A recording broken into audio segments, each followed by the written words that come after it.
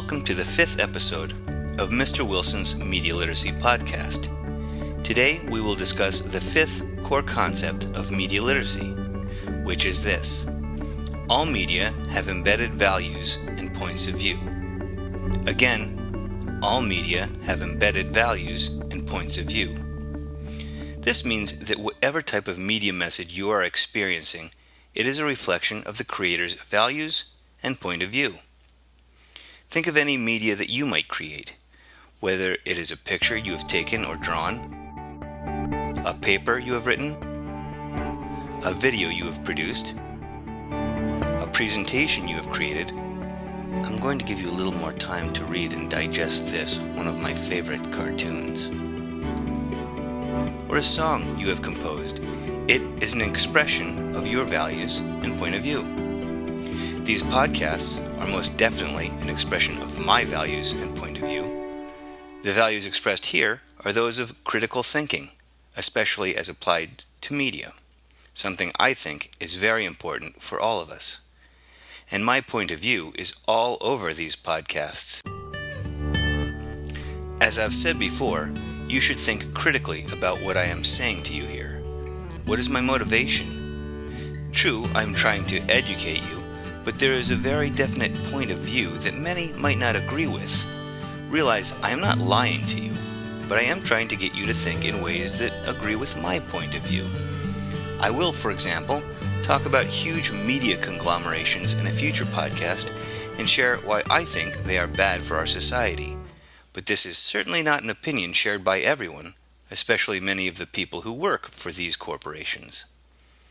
Another great example of media I have created that reflects my values and point of view is the first day of school video I make every year. If you have not seen one or want to see one again, there is one posted on my website under class videos.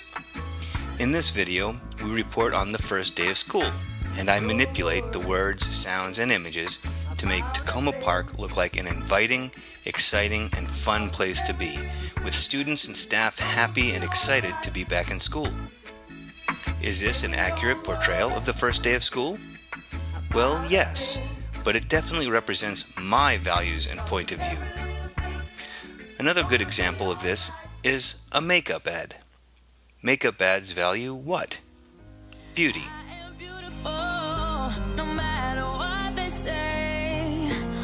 In order to sell their products, they use beautiful women, with the overt message being, if you use our product, you will look like this woman, or at least more like this woman than if you didn't use our product. The underlying message, what is not directly stated, is that it is important to be beautiful, and this woman is a representation of what beauty is. Forget about the fact that beauty is, as the saying goes, only skin deep, and forget about the fact that there are many different types and variations of beauty. Is it more important to be intelligent or beautiful? While that may be a matter of personal opinion, the intelligent answer is intelligent. Makeup ads stress only one thing: beauty, and the variations of feminine beauty shown in these ads are fairly limited.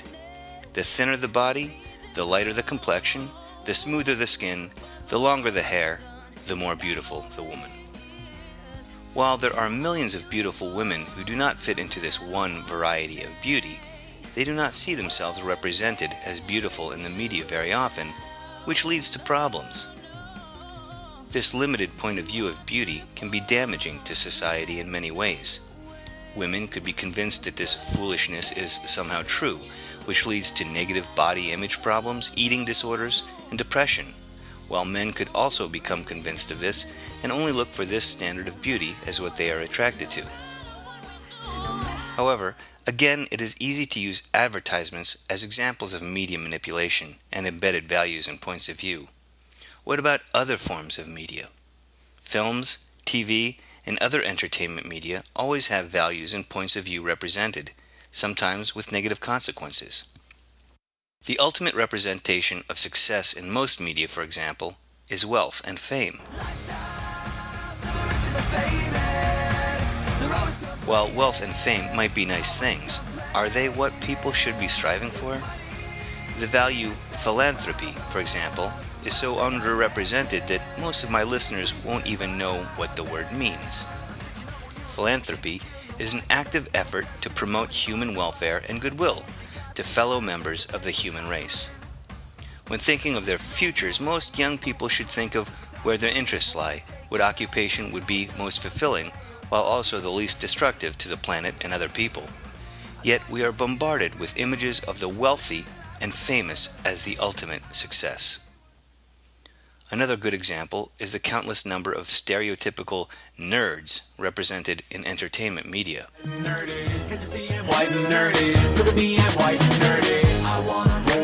When there is an educational environment in a film or TV show, often being smart and successful in school is portrayed as uncool, while the cooler characters are the rebels, the troublemakers, and the dropouts.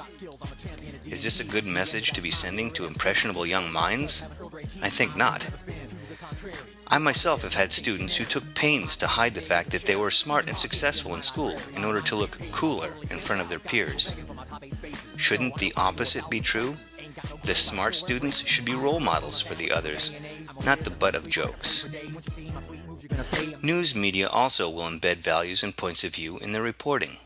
When editors choose the front page story of a newspaper or the top story of a newscast, they are telling their audience what the most important story of the day is.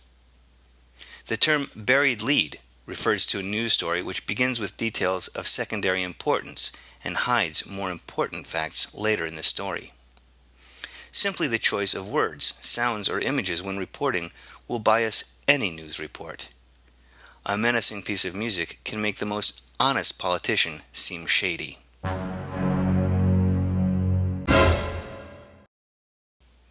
The same can be done with camera angles.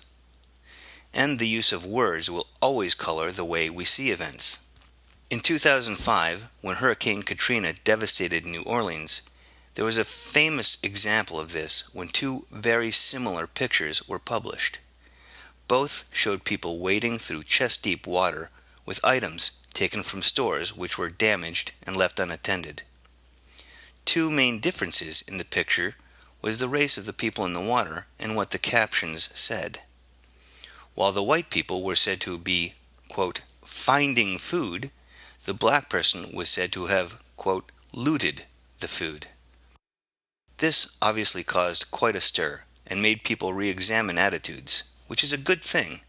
But if only one of these pictures was published, there would have been no controversy, and the audience would simply be left thinking what the captions implied. Namely, that white people don't loot, and black people do. And this is an obviously false and racist idea. Words can be very powerful, and governments use them when trying to control media messages to the public. During the 1991 Gulf War, the U.S. military reported on, quote, collateral damage. This often referred to civilian deaths, but collateral damage was a much more palatable term for the public. More recently, in 2011, our government was involved in a military conflict in Libya, but instead of a war, insisted on calling it a, quote, limited kinetic action. Hopefully, these examples have given you a good idea about how media can have embedded values and points of view. Now your job is to link to an example of media, a song, a video, an article, an ad, a website, a picture, any type of media that has some clear values and points of view, and analyze how the words, sounds, and images are manipulated to represent those values and points of view. That's it for the 5th episode of Mr. Wilson's Media Literacy Podcast. I hope you join us for the 6th episode, in which we'll examine the 6th and final core concept of media literacy. Until then, keep being a critical audience.